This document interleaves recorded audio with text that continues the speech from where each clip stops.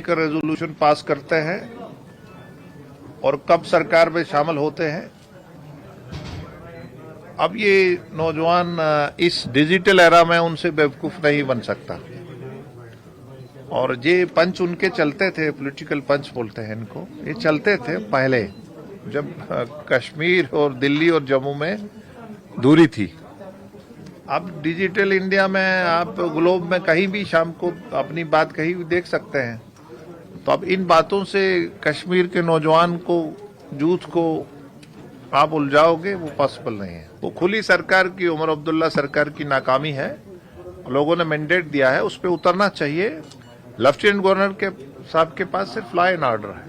कुछ चीजें ऐसी हैं कि पहले ये स्टेट थी, अब ये यूटी है, और कुछ चीजें कानूनी उसकी होती हैं, तो वो उस ढंग से ही होती हैं, वो पॉलिटिकल बयानों से नहीं होती है। नेशनल कॉन्फ्रेंस और बीजेपी के बीच जुबानी जंग तेज हो गई है। राज्यसभा सांसद गुलाम अली खटाना द्वारा फारूक अब्दुल्ला की विश्वसनीयता पर उठाए गए सवालों पर अब नेशनल कॉन्फ्रेंस ने तीखा पलटवार किया है। एनसी प्रवक्ता इफ्रा जान ने खटाना को याद दिलाया कि वो एक मनोनीत सांसद हैं, चुने हुए नहीं। इफ्रा ने फारूक अब्दुल्ला के अनुभव और योगदान का हवाला देते हुए कहा कि खटाना का बयान लोकतांत्रिक प्रक्रिया और जनादेश का अपमान है। न्यूज 18 के साथ अभी जम्मू कश्मीर नेशनल कॉन्फ्रेंस की स्पोक्सपर्सन इफ्रा जान जुड़ी हुई हैं। इफ्रा, एमपी गुलाम अली खटाना इस वक्त यहाँ हैं, एक इवेंट के सिलसिले में यहाँ पहुंचे। अभी मीडिया से जब बात कर रहे थे तो उनसे सवाल पूछा गया कि कुछ दिनों पहले फारूक साहब ने एक स्टेटमेंट दिया था कि स्पेशल स्टेटस को लेके हम आखिरी दम तक लड़ेंगे। उस पर एमपी गुलाम अली खटाना कह रहे हैं कि आज डिजिटल दौर है, डॉक्टर फारूक अब लोगों को और बेवकूफ़ नहीं बना सकते हैं और वो अब रेलेवेंट नहीं है। Who is the person who is saying this कि डॉक्टर फारूक साहब रेलेवेंट नहीं है?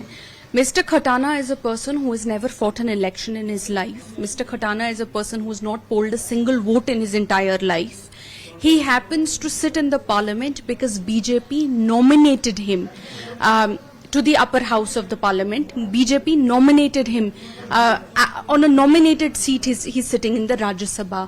So a nominated person saying that a president of a political party, Dr. Farooq Abdullah Sahab, who has been a chief minister for so many years, who happens to be who happens to be the son of Sher Kashmir Sheikh Mohammed Abdullah Sahab, a political party that has stood firm for last 90 years, is irrelevant. Honestly, I don't even think that these comments deserve even an answer. If national conference was not relevant, Mr. Khatana's party would have been in power in Jammu and Kashmir.